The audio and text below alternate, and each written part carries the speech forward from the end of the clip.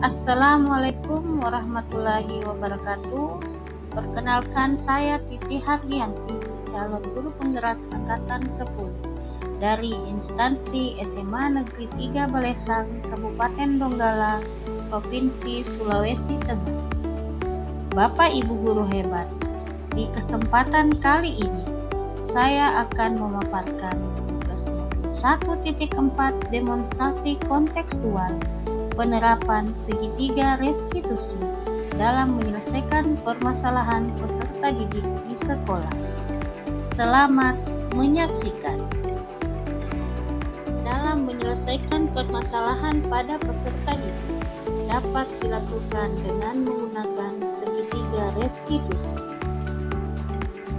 Nah, apa itu segitiga restitusi? Restitusi adalah proses menciptakan kondisi bagi murid untuk memperbaiki kesalahan mereka sehingga mereka bisa kembali pada kelompok mereka dengan karakter yang kuat. Restitusi bukan untuk menebus kesalahan. Restitusi adalah sebuah tawaran dan bukan paksaan. Restitusi fokus pada solusi dan dapat mengembalikan murid yang berbuat salah kepada kelompok.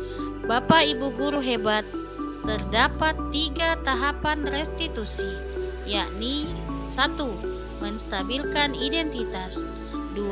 Validasi tindakan yang salah, 3. Menanyakan keyakinan. Pada tahap menstabilkan identitas, dilakukan berdasarkan prinsip membuat kesalahan adalah bagian dari proses pembelajaran, menggeser identitas gagal ke identitas sukses. Tahap selanjutnya, validasi tindakan yang salah. Validasi tindakan yang salah dilakukan berdasarkan prinsip setiap perilaku berupaya memenuhi suatu kebutuhan tertentu. Guru akan bergeser dari pemikiran stimulus respon menjadi proaktif. Mengenali dan mengakui kebutuhan murid akan memperbaiki hubungan dengan murid. Tahap terakhir, menanyakan keyakinan. Pada tahap ini, murid akan diberi pertanyaan-pertanyaan bermakna untuk memunculkan motivasi secara intrinsik, mampu mengaitkan keyakinannya dengan tindakan yang salah. Kasus pertama. 2 orang siswa yaitu Agung dan Sulfikal selalu datang terlambat ke sekolah dan masuk tidak melewati gerbang depan tetapi melewati belakang kelas dengan merusak pagar. Kejadian ini bukan hanya terjadi sekali tetapi berulang kali. Informasi ini diperoleh dari Bapak Ibu guru piket setiap hari. Sebagai wali kelas mereka, saya melakukan pemanggilan kepada kedua anak tersebut untuk menanyakan alasan mereka. Berikut adalah skenario penyelesaian masalah menggunakan segitiga restitusi. Sulfikal dan Agung, ya betul. Sulfikal dan Agung itu panggil ke ruangan. Kira-kira tahu apa alasannya? Tahu. Sulfikal.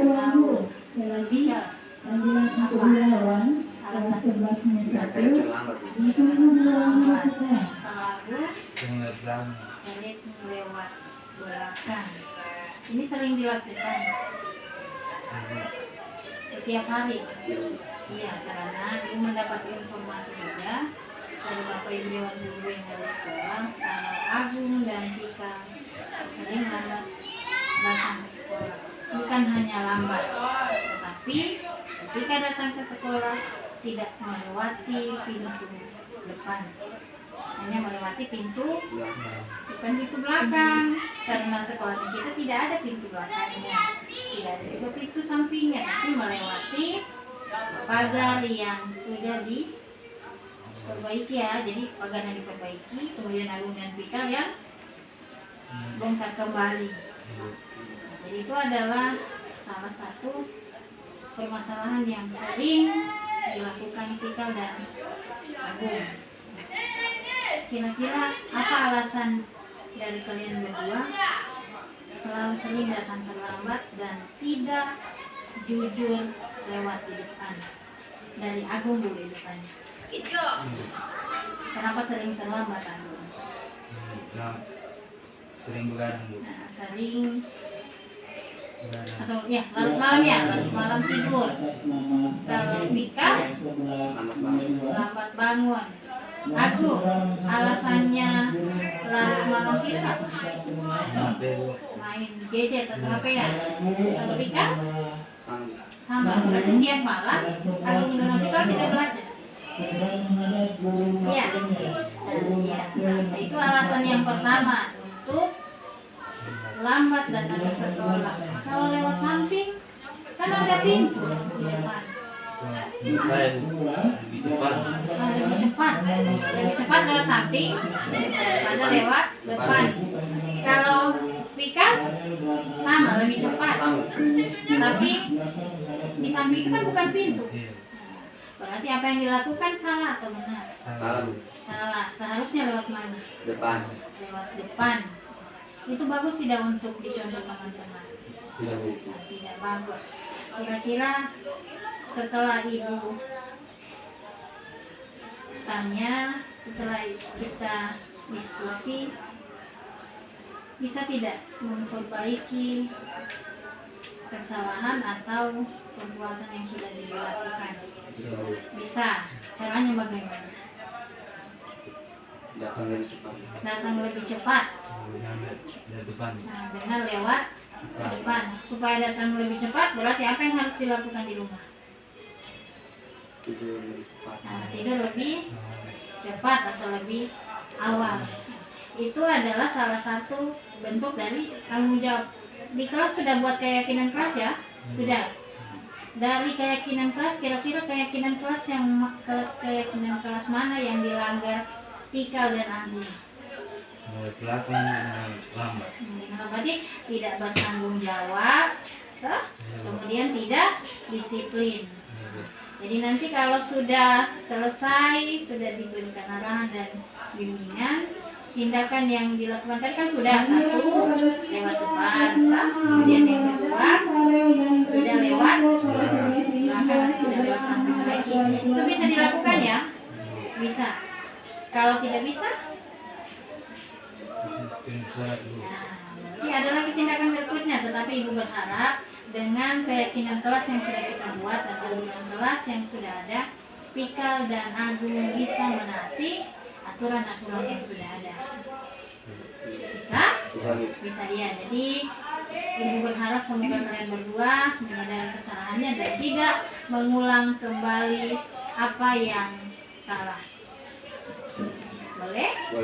Jadi untuk hari ini apa yang ibu sampaikan semoga didengar dan dilaksanakan. Sekarang silahkan kembali ke kelas masing-masing dan tidak melakukan hal-hal yang melanggar keyakinan kelas atau aturan sekolah.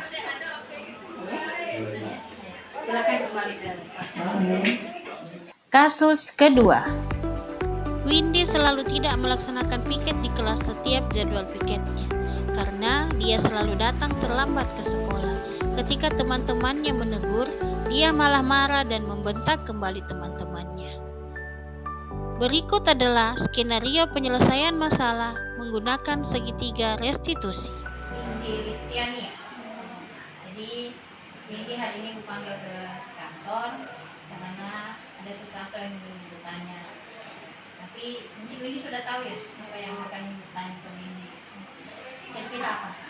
Sampai Windy dipanggil ke sini. Karena lambat piket. Alasannya ini lambat piket itu kenapa? Karena lambat bangun. Kira-kira itu kesalahan atau tidak? Kesalahan. Orang tua Windy tahu tidak? Windy sering lambat datang ke sekolah, tidak piket. Tahu. Apa respon orang tua Windy? Marah. Terus apa yang Windy lakukan kalau orang tuanya Windy marah? Iya. Di semester sebelumnya atau di awal semester kita kan sudah bentuk keyakinan kelas. Kira-kira keyakinan kelas apa yang sudah dilanggar? Disiplin dan bertanggung jawab. Keyakinan kelas itu dibuat tujuannya untuk apa? Dilaksanakan. Tapi ini dilaksanakan atau tidak? Tidak. Nah, supaya kita bisa menjalankan keyakinan kelas sesuai dengan yang telah disepakati, apa yang harus dilakukan?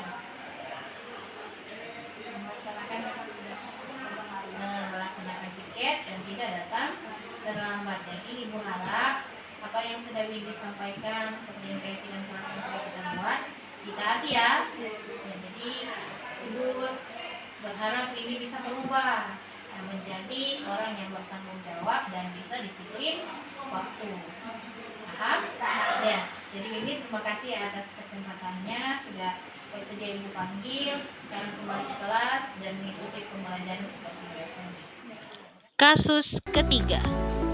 Dian Astina tidak terima pekerjaan rumahnya selalu dicontek oleh temannya. Dia marah dan tidak dapat menahan emosinya, sehingga bertengkar dengan temannya sampai memukul meja. Berikut adalah skenario penyelesaian masalah menggunakan segitiga restitusi. Tina Ibu panggil ke sini karena Ibu mendapatkan informasi dari guru bahasa Indonesia kalau Tina bertengkar dengan Eka ya? Ya Bu, Betul. Kira-kira kenapa Tina sampai bertengkar dengan Eka? karena saya kesal kepada Eka Ibu, Kesalnya kenapa?